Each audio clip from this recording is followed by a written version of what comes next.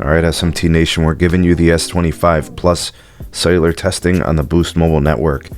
This is Boost Mobile Dish 5G, and we're on the postpaid side of the network access. It's a $25 plan, BYOD for me. I'm running on eSIM. And the 5G network here for Boost, early AM testing, Galaxy S25 Plus, and we're on the main level. We're indoors.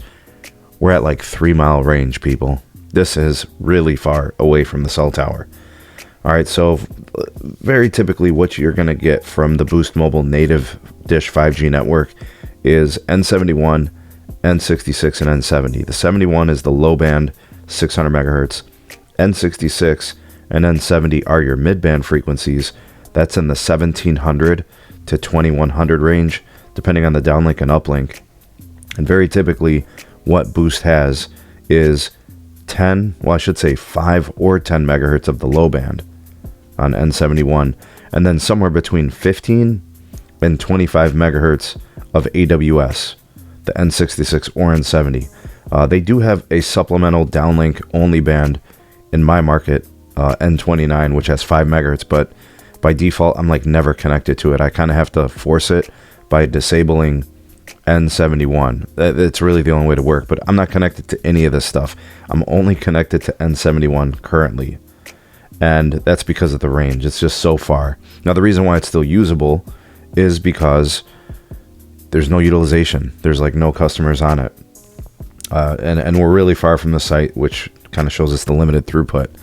But we're in the 20s on the downlink side. Depending on the test, you're going to see really meager uplink. Sometimes I'll get up to like 5 megabits per second. Again, we're only on a single paired channel of N71. Now, if I was to switch this to go into LTE, you guys are going to see I'm going to default to a different band. And you'll see like single digits uplink. It's just not good. The power is just, it's very challenging, right? The downlink gets all the power. The uplink is lesser. So, it's just not going to perform well. But I'm going to go ahead and lock into LTE, and I'm going to show you guys that, they don't have one. They don't have an LTE network. So what's going to end up happening is it's going to default to a roaming partner. In this case, it's AT&T. And we already did the AT&T network testing, so we already know how it's going to perform.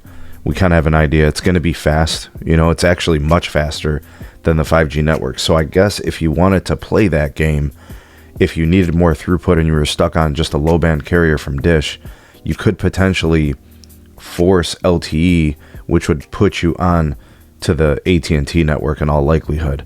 But just kind of showing you kind of the performance there. It's not ideal, to be honest with you. The LTE roaming on AT&T, you're going to get really high pings. High pings unloaded, high pings loaded. But it is a good fallback for calling and other things, right? So just wanted to share that with you guys and kind of show you what you can expect. If I was closer to the cell site, I'd probably be connected to N66.